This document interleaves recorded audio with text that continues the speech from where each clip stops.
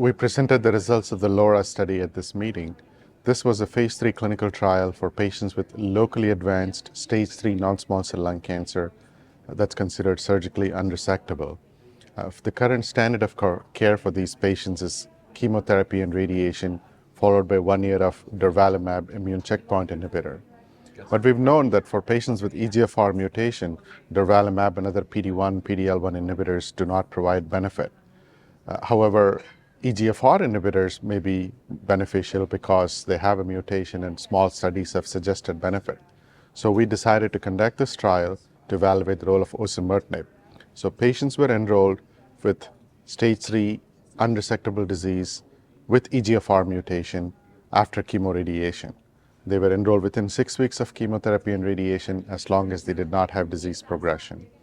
They were randomized 2-to-1 to osimertinib versus placebo, and the treatments were continued as long as they clinically benefited from it. The primary endpoint for the study was progression-free survival, which was assessed by independent radiographic review. And at this point, we're happy to report that the median progression-free survival was 39.1 months with osimertinib compared to 5.6 months with placebo.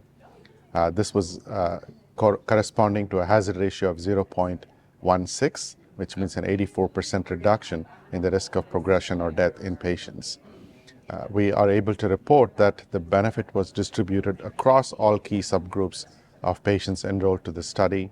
We found a much lower likelihood of progression in the brain and to other parts of the body when patients were being treated with osimertinib. And we didn't see any undue safety signals with the use of osimertinib after chemoradiotherapy. So basically we conclude by saying that the LAURA study for the first time establishes osimertinib as a new standard of care for patients after they have completed chemoradiotherapy in the setting of locally advanced non-small cell lung cancer.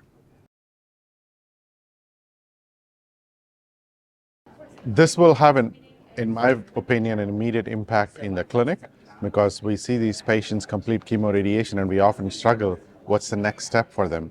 We know that their cancer is unfortunately going to progress very quickly, and now we have the option of offering them osimertinib, which will have an immediate impact for patients.